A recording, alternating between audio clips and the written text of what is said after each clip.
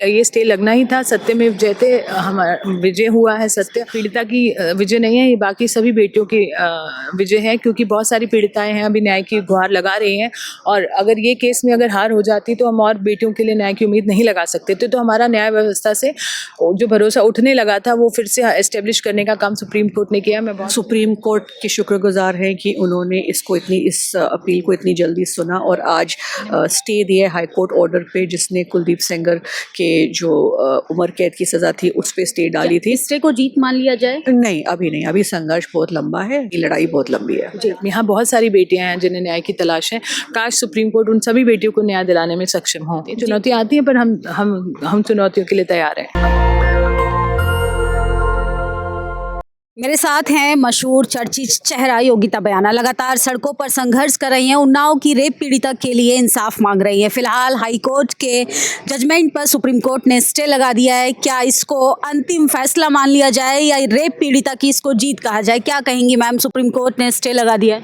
जी, बहुत ज़रूरी है और ये स्टे लगना ही था। सत्यमेव जयते हमारा विजय हुआ है। सत्य और इस पीड़िता की विजय नहीं है, ये बाकी सभी बेटियों की विजय है, क्योंकि बहुत सारी पीड़िताएं हैं अभी न्याय की गुहार लगा रही हैं।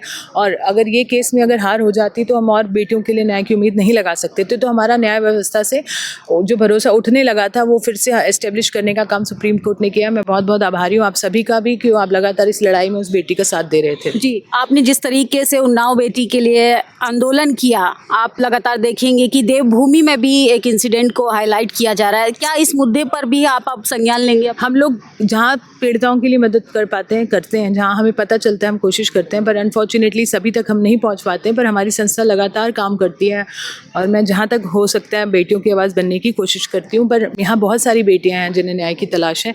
काश सुप्रीम कोर्ट उन सभी बेटियों को न्याय दिलाने में सक्षम हो। जी, रेप पीड़िता ने आरोप लगाया था मैम कि उनकी जान को खतरा है। कोर्ट ने स्टे तो लगा दिया है कि जांच की सुरक्षा की गारंटी कौन लेगा? उनको सुरक्षा मिली हुई है, बहुत सालों से मिली हुई है। जब से उनका एक्सीडेंट हुआ है उनके पास सुरक्षा है, पर अभी उनके आसपास के लोगों की सुरक्षा की बात है और वो हम अभी एक्सप्लोर कर रहे हैं कि किस तरह की सुरक्षा हम सभी जो उनके आसपास है उनको मिलनी चाहिए। क्योंकि आप भी एक महिला है, महिला के तौर पर एक आपसे भी एक पर्सनल सवाल है कि जिस तरीके से आरोप प्रत्यारोप आप पर भी लगाया जा रहा है, आपको किस तरीके से चुनौतियों का सामना करना पड़ा? बहुत चुनौतियाँ आती है ना, जब आप किसी के सही के साथ खड़े होते हो तो ऐसा नहीं है कि चुनौतियाँ नहीं आती, चुनौतियाँ आती हैं, पर हम चुनौतियों के लिए तैयार हैं। जी, तो ये थी योगिता बयाना। सोचिए बोलने से क्या होगा, तमाम लोगों का एक सवाल रहता है कि बोलने से क्या होगा। बोलने से जस्टिस मिलता है, बोलने से आपको आपके संवैधानिक आधार के हिसाब से आपके साथ जस्टिस होता है। कोर्ट के फैसले को आप कैसे देख रही हैं? कोर्ट का फैसला वेलकम है।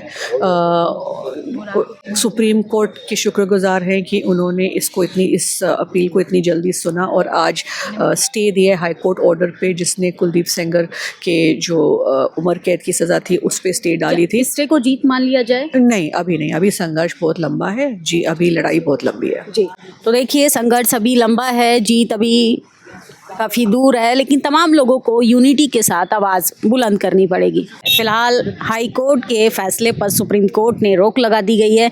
योगिता बयाना को आप सुन रहे थे। सत्यमेव जयते, ये महिलाओं की जीत नहीं, ये उन तमाम महिलाओं की जीत है, ये संविधान की, ये लोकतंत्र की जीत है। असल में जिस लोकतंत्र पर लोगों का भरोसा धीरे धीरे ख़त्म हो रहा था, सुप्रीम कोर्ट ने उसकी लाज बचा ली। फिलहाल सुप्रीम कोर्ट से हम आपको ये तस्वीर दिखा रहे थे कि किस तरीके से रेप पीड़िताओं को भी अपने लिए संघर्ष करने के लिए सड़कों पर एक बड़ी चुनौती के तौर पर आकर गिड़गिड़ाना पड़ता है। फिलहाल सेंगर की जमानत को लेकर स्टे लगा दिया गया है। पूरे देश में इस समय इसी बात की चर्चा है कि रेप आरोपियों को इस तरीके से बरी कर दिया जाएगा तो बेटियों को इंसाफ कैसे मिलेगा। नेशनल दस्तक की आपसे गुजारिश है कि अगर इसको बचाना चाहते हैं तो नेशनल दस्तक को सब्सक्राइब करने के लिए रेड कलर के सब्सक्राइब बटन को दबाएं, फिर बेल आइकन की घंटी दबाएं। नेशनल दस्तक को बचाने के लिए बहुत जरूरी है कि हर खबर को शेयर करें, लाइक करें, कमेंट जरूर करें।